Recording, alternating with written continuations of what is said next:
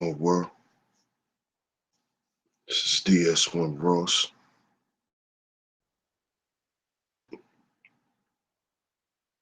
Good morning to the family.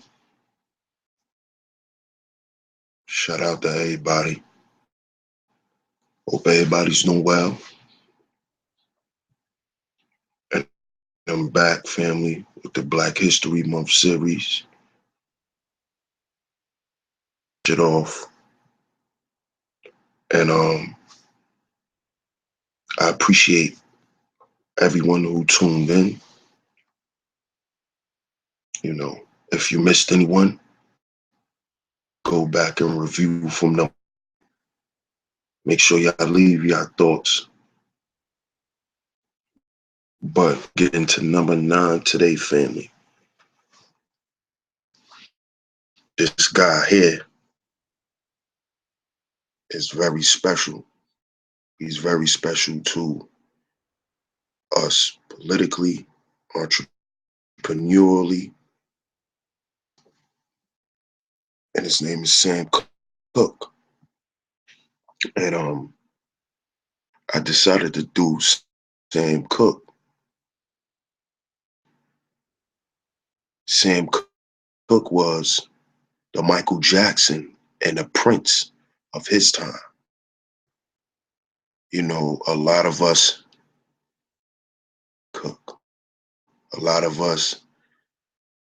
you know, a lot of us was really exposed to Sam Cooke to know what he did. A lot of us just know him from next movie, the song he was listening to. That was Sam Cooke. And that's how I found out about him, actually. If I watched the Malcolm X movie, that song would just, and it still does to this day, man. That's a very, very,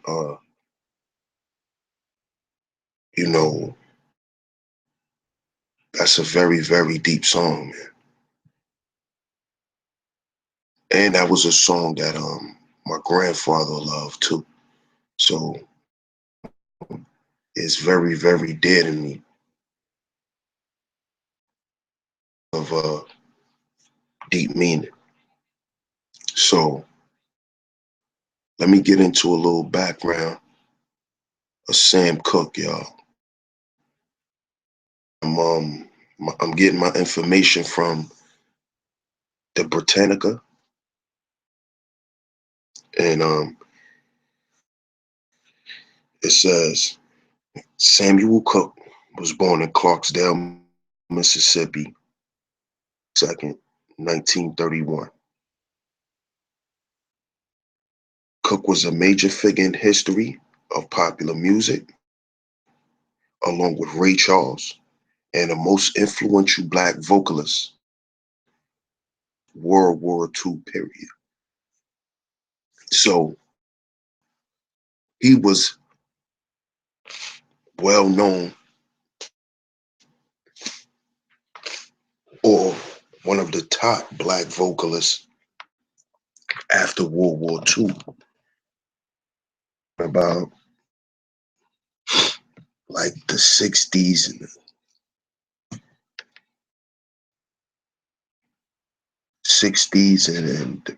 50s, the 60s, post World War II era. So this brother made a lot of influential music back then. You know, sung out of his oppression. He used his talent to help, or he thought he can help, to help change the social conditions of his people. So let me read a little more. It says Cooke's career came in 2 phases.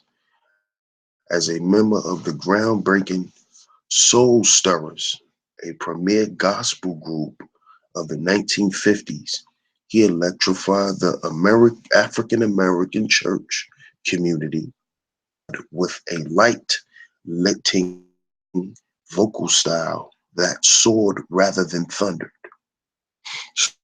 So this brother had a sweet voice, not sweet as we'd call it, but he, he had one of those, really wasn't deep. He didn't have a deep roaring voice. You know, his voice was very soothing. And as you can see, he started out in gospel. Interesting how he electrified the black church first, in the black church. And see, this is one of the reasons why I feel like he had the impact that he had as a musician, because whenever you come out of the church and you're here for you to attract, or make that crossover, as they call it in the music business. It's easier to make that crossover when you come through as a gospel artist, because I feel like the genres won't see you as a threat, that you as a black man, you know? That's why I feel like Kirk Franklin made so much money. He made so much money because gospel artist. So after that, you can come and you can make R&B. You can make other music, because now these corporations are not against you, or they don't feel like you're a risk if they invest in you, because they don't see you as a threat, because you started out as a gospel singer. You're not a black radical, and you got to think these. So it was easy for you, you know, to just be blackballed and never heard of again if you was a musician and you were black. So in 1955, he made Nearer to Thee. These is his gospel hits. Touch the Hem of His Garment, 1956. And Jesus Wash Away My Troubles in 1956. Your gospel hits. Father made legendary gospel songs before he even touched soul. He was already a star, you know, sort of like Michael in his day, or Prince in their day. These guys were stars from young, before we even knew we knew them for. These people were already stars. And this is why I say Sam Cooke was the Michael Jackson of his day. He was the Michael before was a Michael. He was the Prince before there was a Prince. And what I'm gonna get into in a few minutes is how he also, why I also consider him the Prince of his day, is because he was savvy when it came to his music, when it came to him understanding the business of the music business. See, a lot of us come in as artists, so we come in with the mindset to just make music, but we don't understand how to monetize it. Sam Cooke knew the music business back then. So this is why he was so successful too. He had a lot of money. So you got to think, being a black millionaire in the music business back in the 60s.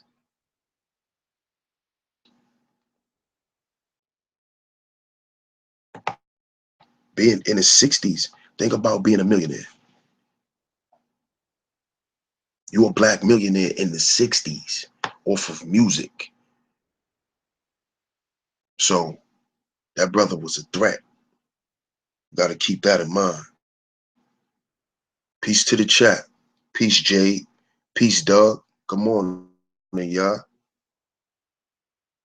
And so I'm gonna continue on. It says Cooke's decision to turn to his attention to pop music in 1957 had tremendous implications in the Black music community. There had been a taboo against such a move, but Cooke broke the mold.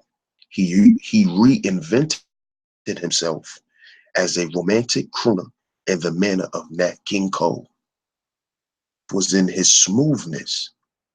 He wrote many of his best songs himself, including his first hit, the ethereal "You Send Me," which shot to #1 on all charts in 1957 and established Cooke as a superstar. Now, as you can see, this brother was a genius.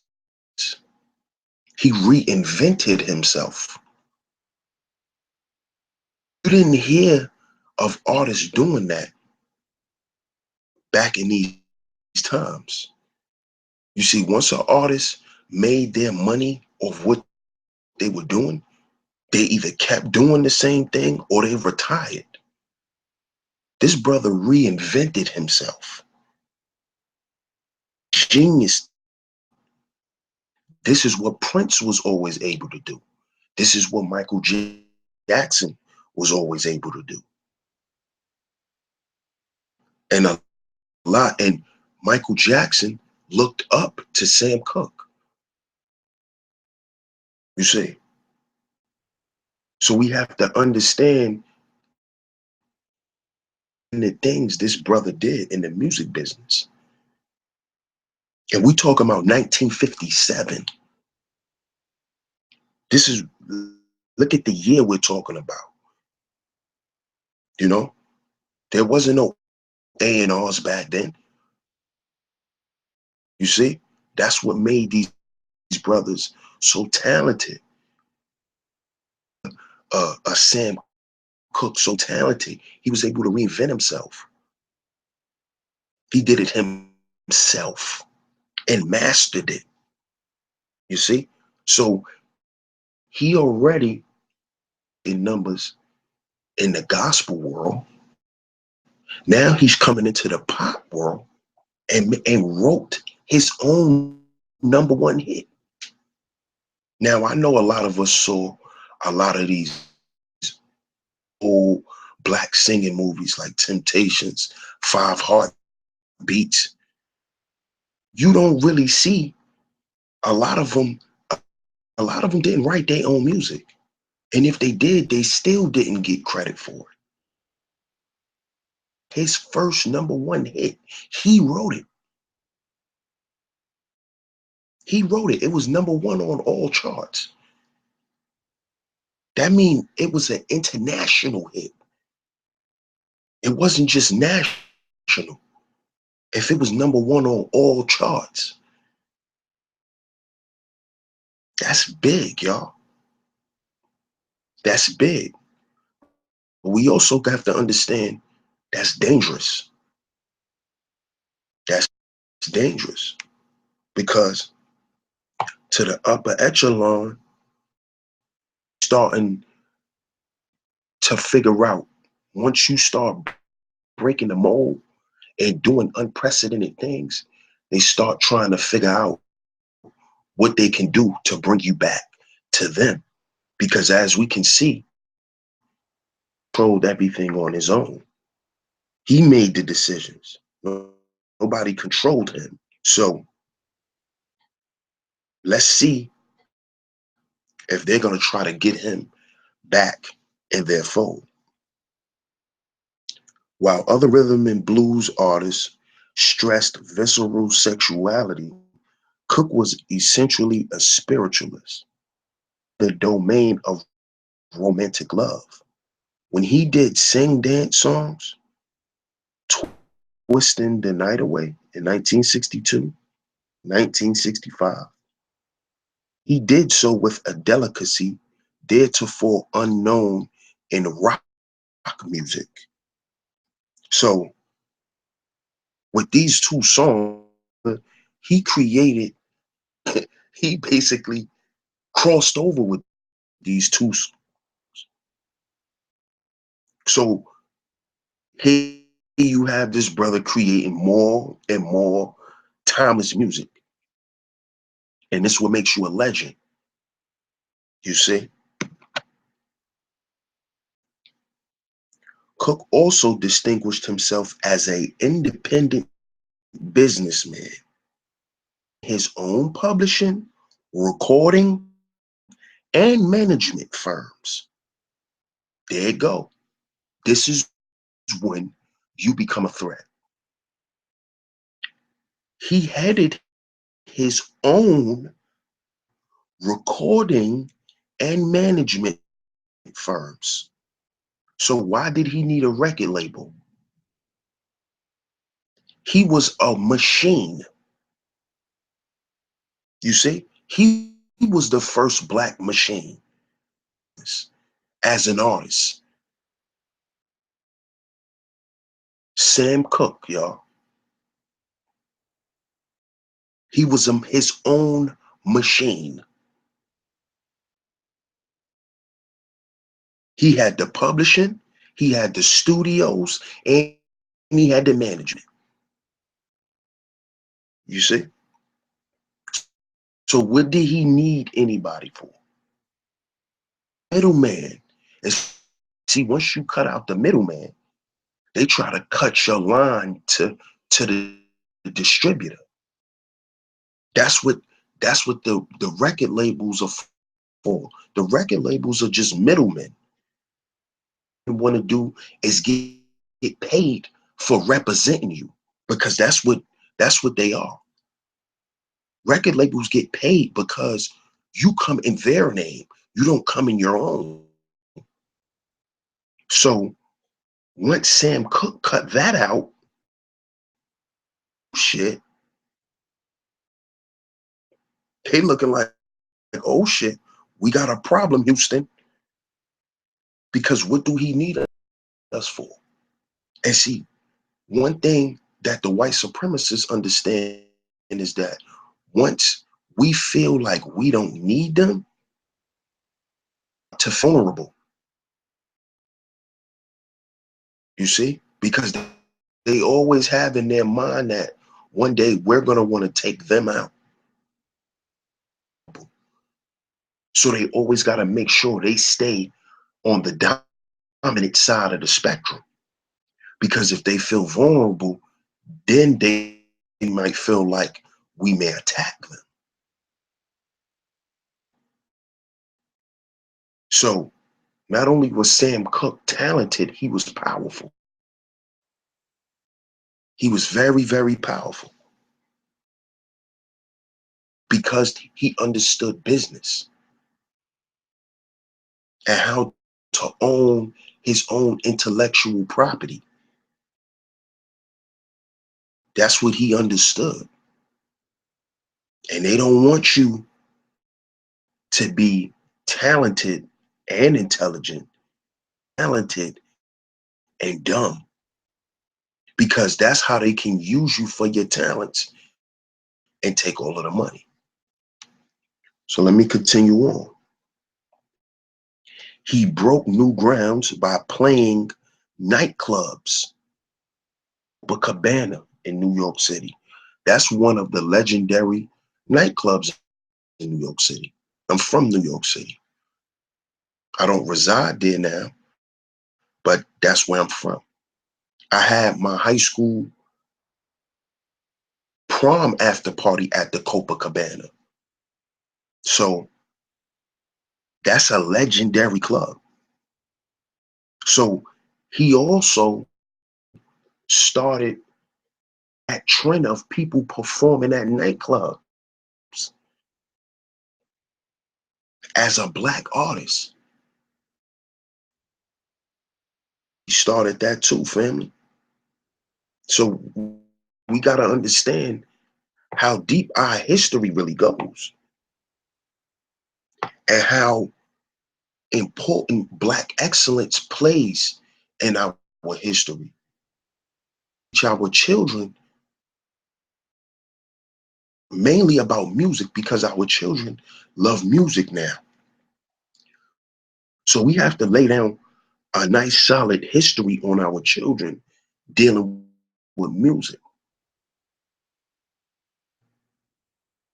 Because see, if you don't understand where you come from, you won't understand where you could go. You see? All these dudes run around saying they independent now. There would be no independence if it wasn't for certain people who sacrificed themselves for that. The importance of owning their own things back then. You didn't have a lot of those people. Sam Cooks. You see, you didn't have a lot of them.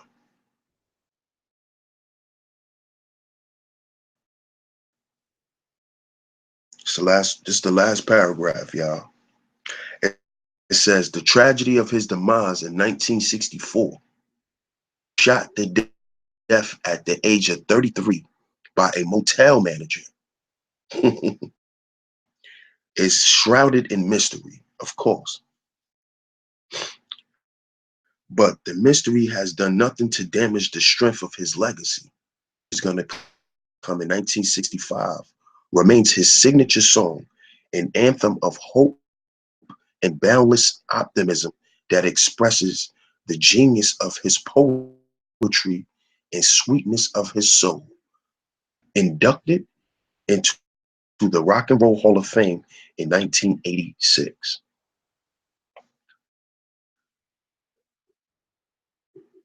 He was killed in 1964, and he was shot to death by a motel manager.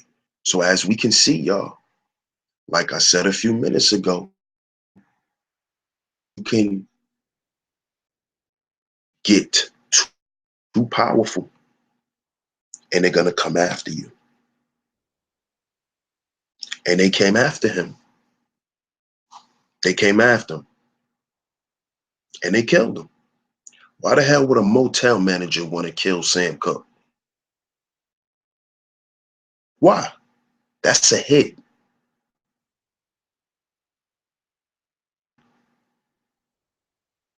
So when we saw Michael Jackson be murdered, that was a replay of how they killed Sam Cooke, how they killed the brother Prince. That was a replay on how they killed Sam Cooke.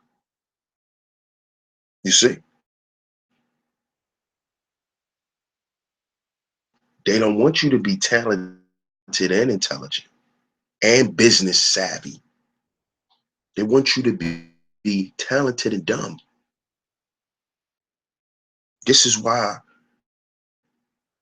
they sent the A&Rs and the managers into the hood to find talent, because they knew that people was young, dumb, and talented. The sports movies, the most talented Black dudes on a football team are not the sharpest. You see? Because they want to use you as a slave.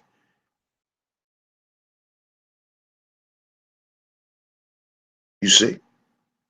So we have to understand that when we become business, then we become a threat to the infrastructure, because now they cannot use you against yourself. There's no excuse for ignorance to the law. That's why they tell you that. Saying is, if I can take your money because you don't understand that I can, if I know how, that's not my fault for doing that.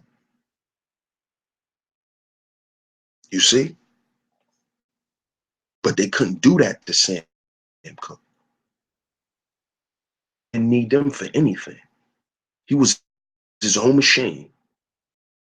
And once you cut them out monetarily, gives them their power. Money is not what's going to give us power. Unity is going to give us power. Money is what gave them power, and it keeps them in power.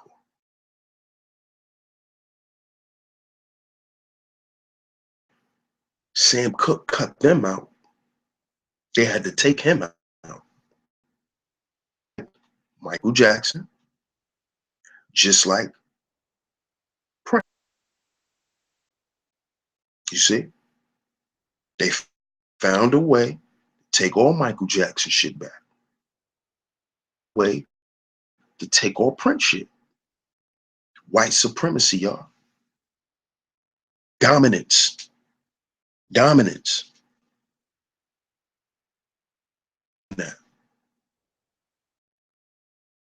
because if they, what our brothers left, that leaves legacy for children to see legacy of us. We must understand that. This is why we have to start taking our children on trips. Them to the fucking amusement parks. Take them on trips. Let them visit other places, man. There's statues of us in other places in the world. To see our legacy. They don't just need to read about it or see it on the internet. They need to see it in person. Taking your ass to Miami. Go to a small island and stay there. We have to start teaching our children, family. You see? So this is why they have to kill off our people and take what we accumulated back. Want Neverland, if that's what Michael Jackson named it. They don't want kids to grow up and see that. Like, oh, that's Michael Jackson. That's his estate. And it's still standing there 30, 40 years from now. Great Michael Jackson. They don't want that. They gonna own that shit and turn it to something else. You see? That's why they always try to make our entertainers struggle after their careers or during their careers. Because they want to be able to taint our legacy.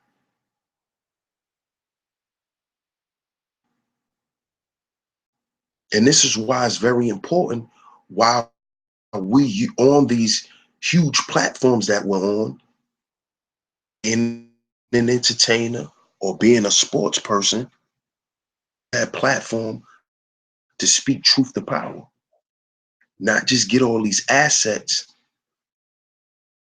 and just run around and be a rich nigga. Use the platform to create some type of change.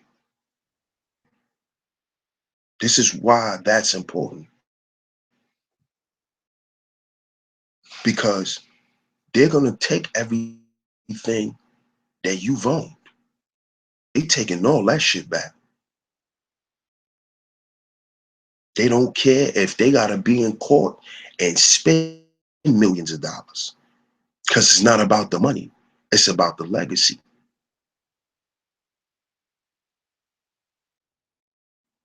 So, important, family. Because all you might have left have to be remembered by is the things you said. You see, his most influential song that everybody remembers is "A Change Is Gonna Come." A change is gonna come. Family, keep speaking truth to power. Shout out to everybody in the chat. Let me see one here. Make sure I shout everybody out. Shout out to Sunlight. You know, shout out to Jade. Shout out to Doug. You know, good looking out for tuning in, y'all.